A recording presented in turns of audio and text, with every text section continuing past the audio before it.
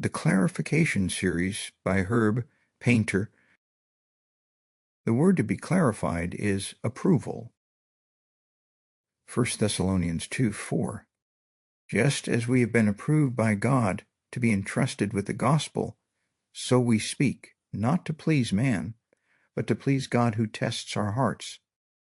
God creates every person as an individual. We are not simply identical drones in human form. We are unique individual creations, each with our own personality, behavioral traits, and talents. But here's what we must also understand. While we possess a free will to make choices and decisions as individuals, God had a purpose in placing each of us on this planet at a specific place and time. He loves us unconditionally and accepts us for who we are.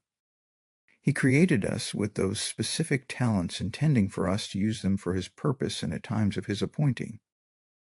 He created each individual to use their talents and personality to participate in His eternal plan in very specific ways and at appointed times.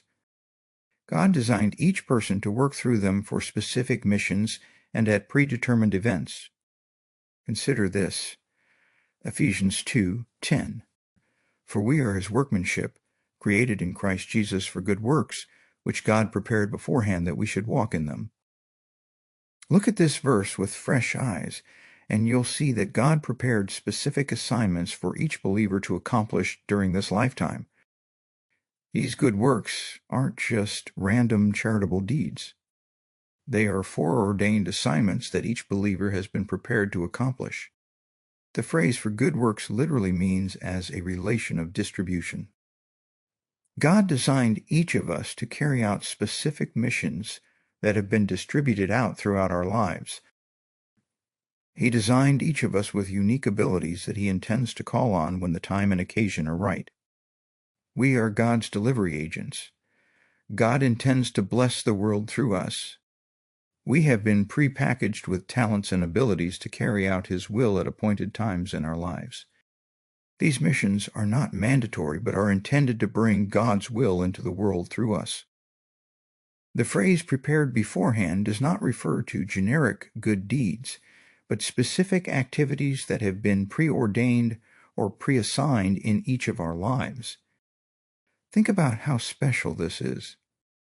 God has chosen each of us to participate in His eternal plan through very specific assignments. These are voluntary missions that we can accept or ignore, but we will be rewarded for our willingness to participate in His plan.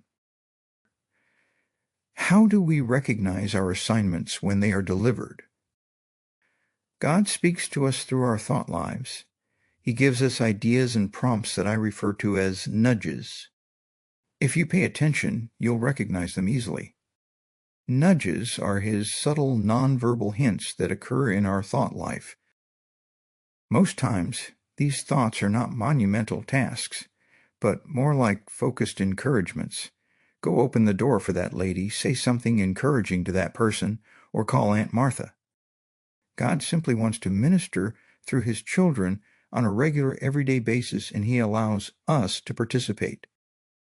You never know how much a simple gesture might change another person's entire emotional attitude. Think about it.